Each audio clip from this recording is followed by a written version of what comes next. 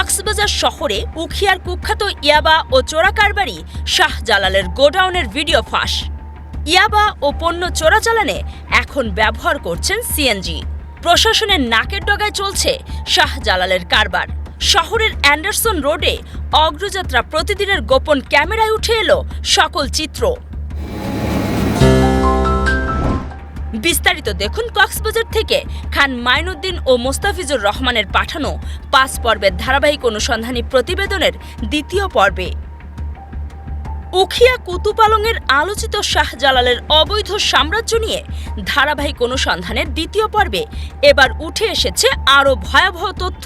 একটি নতুন যে ভিডিওটি হাতে এসেছে, সেখানে দেখা যায় শাহজালাল নিজেই গোপনে সিএনজির পেছনে দাঁড়িয়ে অবৈধ মালামাল তুলছেন। সময়টা খুব ভোর, আশপাশে মানুষ নেই, আর সেই সুযোগেই মাল ওঠানোর কাজটি করা হয়েছে বলে জানিয়েছে স্থানীয় সূত্র।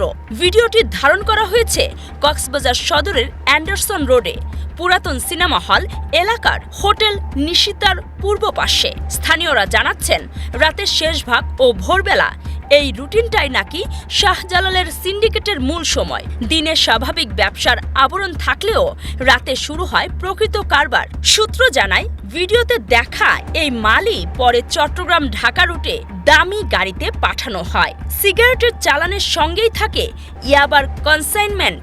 এগুলো এক জায়গায় মজুত করে ভোরে দ্রুত সরিয়ে নেওয়া, এটাই তাদের নিয়মিত কৌশল। স্থানীয়দের দাবিতে অ্যান্ডারসন রোড শাহজালালের ড্রপ পয়েন্ট হিসেবে দীর্ঘদিন ধরে ব্যবহৃত হচ্ছে। এখানে কয়েকটি স্থায়ী টিম কাজ করে। মাল গ্রহণ, লোডিং, রুট ঠিক করা আর নজরদারি এড়িয়ে মাল পাঠানো সবকিছুই পরিকল্পিতভাবে চলে। অর্থ লেনদেনের বিষয়েও মিলেছে নতুন তথ্য।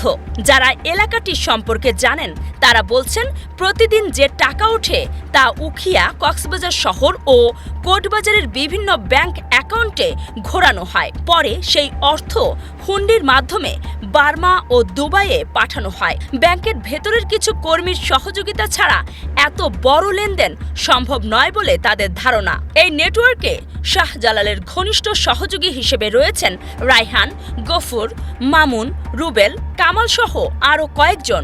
রায়হান ফরাজির আগের ঘটনাগুলো স্থানীয়দের কাছে পরিচিত।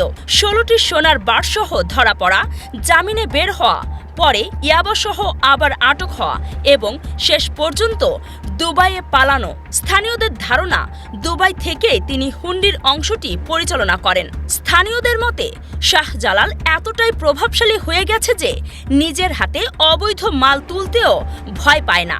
সে জানে তার নেটওয়ার্ক এত বড় যে কেউ তাকে স্পর্শ করতে পারবে না।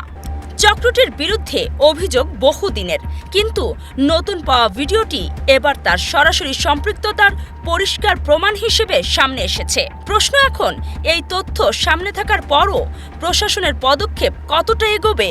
দর্শক, পরবর্তী পর্বে থাকছে শাহজালালের হুন্ডি নেটওয়ার্ক, ব্যাংক সংযোগ, আন্তর্জাতিক রুট এবং এর পেছনের রাজনৈতিক ছায়ার বিস্তারিত।